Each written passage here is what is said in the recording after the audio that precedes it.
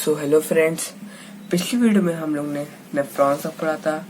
तो आज हम लोग role of kidney in urine formation से कंटिन्यू करेंगे। So friends, the kidney are made up of millions of the microscopic units called nephrons. They are surrounded by network of blood capillaries.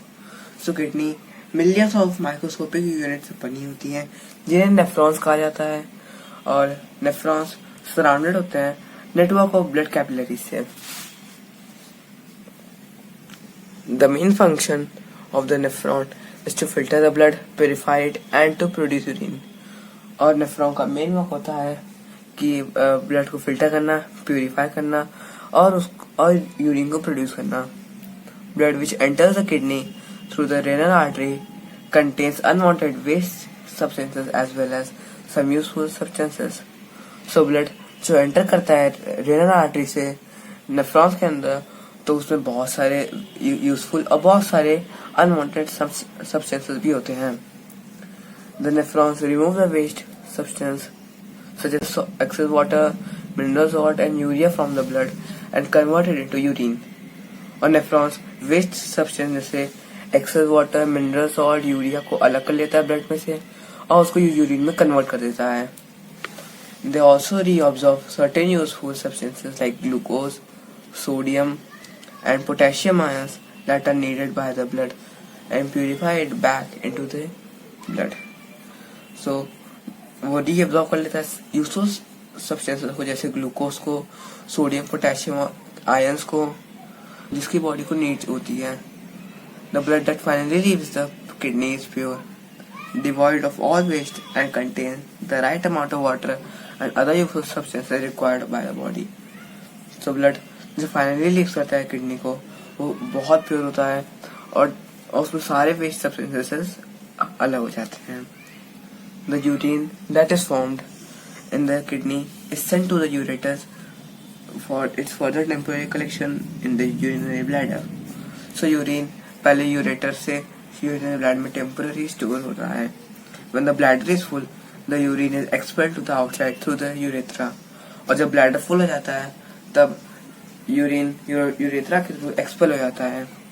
This process of expulsion of the urine to the outside is called urination. So expulsion of urine outside को urination कहते हैं।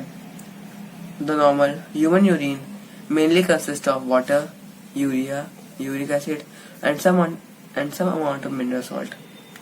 सो normal human की urine में mainly water, urea, uric acid और some amount of mineral salt भी होते हैं। Accessory excretory organs, skin, lung, liver, salivary glands. Besides kidney, some other organs also help in the removal of waste products.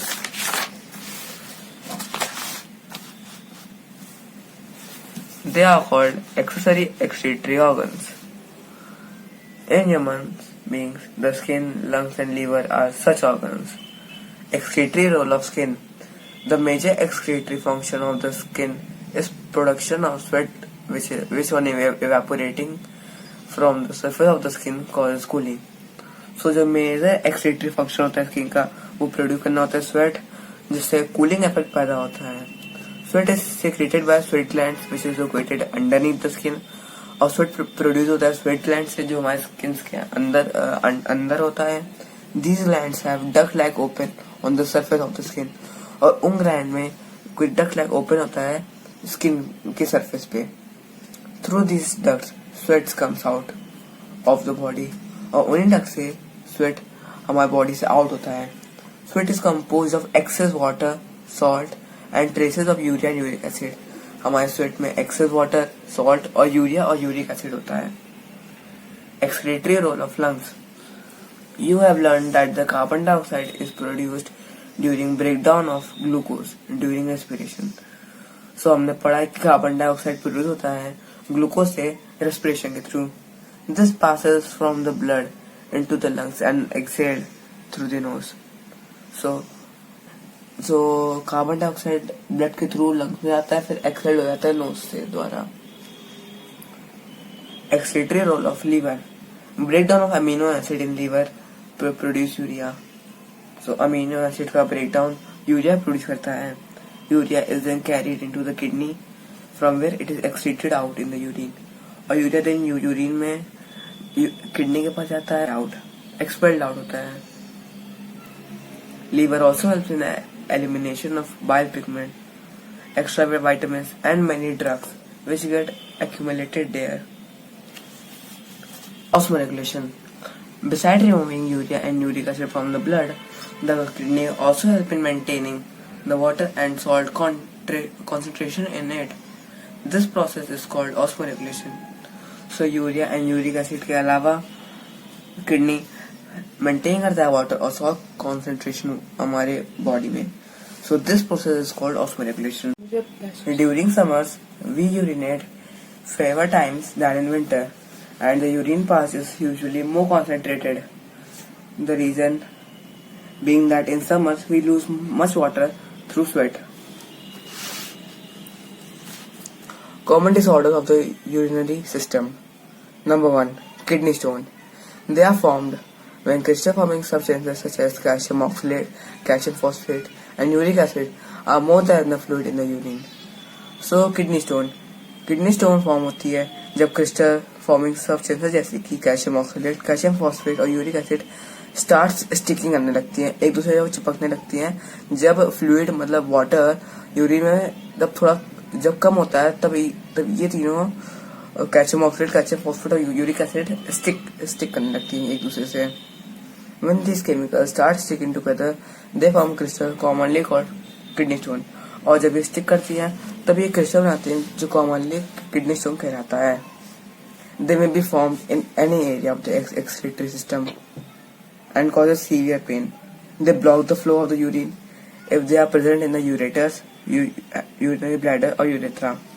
और जब वो urinary bladder और urethra में होती हैं तब वो यूरिन के फ्लो को स्टॉप कर देती हैं. Very often they have to be removed surgically. और वेरी ऑफन बहुत कम उनको रिमूव किया जाता है सर्जिकली भी. It is very important to drink sufficient water each day to prevent the formation of these crystals in one's body. Urinary tract infection. It is an infection of any part of the urinary system, the kidney, urethra, urinary bladder, ureters. So ये infection होता है जो urinary system में कहीं भी हो सकता है, किडनी भी, यूरेथ्रा में भी, यूरिनरी ब्लैडर और यूरेटर में भी हो सकता है. It occurs when bacteria gain entry into the urinary tract and overcome the body defense present there. Common symptoms including a strong and frequent urge to urinating and a painful and burning sensation while urination.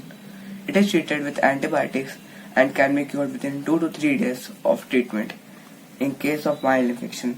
और mild infection में 2 to 3 days में antibiotic take करने पे ये ठीक हो जाते हैं. Diabetes. Presence of glucose in a urine indicate that the person is suffering from diabetes mellitus. और जब यूरिन में ग्लूकोज पाया जाता है तब हमको ये इंडिकेट होता है कि पर्सन डायबिटीज से सफर कर रहा है. This is a disease in which the sugar level in the blood is much higher than the normal level. So इस डिसीज में शुगर लेवल ब्लड लेवल से नॉर्मल ब्लड लेवल से बहुत ज्यादा हाई हो जाता है. The excess sugar is excreted out through the urine. Presence of blood cells in the urine may indicate an infection, tumor, internal bleeding or damage to the kidney. What happens if kidney fail? Sometimes one or both the kidney may stop working properly. This may happen if they became infected, seriously injured or damaged due to some reason.